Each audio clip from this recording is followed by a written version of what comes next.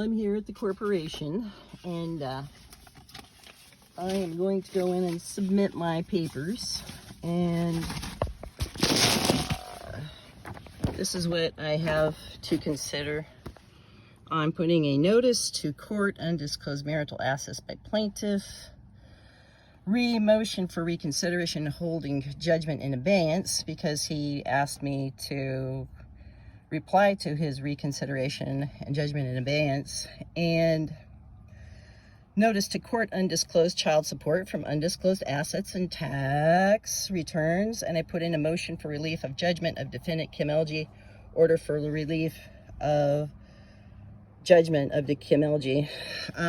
Then I just go notice to court, undisclosed marital assets by plaintiff, Rule 26.1, discovery and disclosure in divorce actions. And then I put down the rules as you're supposed to. So this is what I'm filing in a minute. And then I put down, I do the printout of Trailside Log Cabins LLC and show that it was a 3-member limited liability company, member. Okay, so I do that. And then I do the limited liability, it's showing it again, that it's a, partnership, or not partnership. It is not a partnership. And then I go to Trailside Log Cabins, which Kim says it closed in 2013, which it didn't. It closed in 2003, but, the expiration date was 2004. Okay, then this is all my evidence I'm turning in, which just, here's Goldman's trial brief.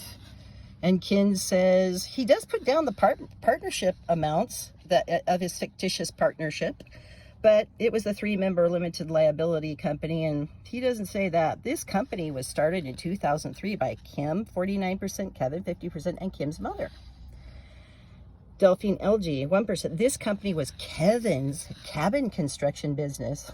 No, it was an LLC. Kevin did not carry insurance on this company. In 2003, Trailmasters LLC paid Trailside Log Cabins approximately $80,000 to build the cabins, now operated as Alaska Cabin Rentals. But anyway, that remained at 2150 South Endeavor Street. As a result of a diesel spill on the job site, Kevin's lack of insurance and judgment was entered against Kevin. And payment of this judgment, Kim was forced to deed her premarital. I wasn't forced, actually. I did it, which was stupid. This home had been bought by Kim and her first husband. It was never bought. Me and my dad built it. Me and my dad built it together. Me, my dad, and John. We bought the lot from my parents. They actually gave us the lot, but not the home. We paid for the home. And Kim was forced to sell the house to satisfy judgment on Kevin's behalf. This company was, this is where this company was involuntarily dissolved in 2013 for failure to file biennial reports. Now, see, he makes reference to it, but he doesn't say anywhere it's an LLC, does he? Nope. He calls it Trailside Log Cabins. Okay, now see, that's different. I'll show you why. Okay, but they still won't say LLC.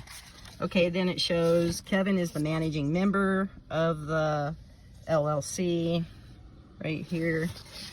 And then I go and I show me going to Ken. I'm writing him. I said I texted him, but no, I emailed him. And I said, the judge ruled my property was separate from marital.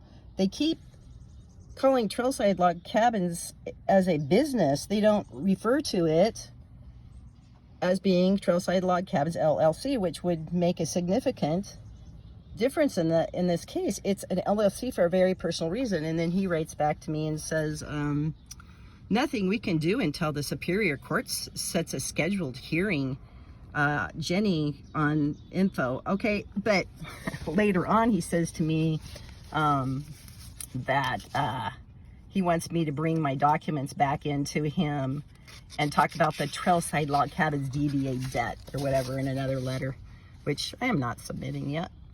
And then here's the tax return on one of the undisclosed companies, Williams Construction and Remodeling LLC. This was never turned in for the discovery of the divorce. It was still, it had its 2014 tax return. Should have definitely been put into the business Williams Construction LLC.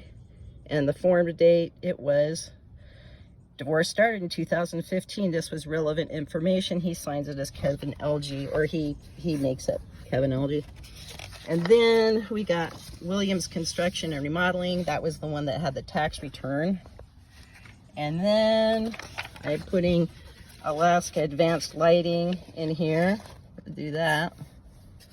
And then here's me sending my attorney, Jenny. I said, hey, he's turning right towards Tuck. This is the day I caught him stealing equipment off the property. William got sick, came home early, caught him in the act. But, who knows how many days and hours they've been doing this, And then she says, how much do you have? How much assets do you have? And I said, we own lots of things. I have no idea. Thousands of dollars worth of equipment, and that was said on March 4th, 2016.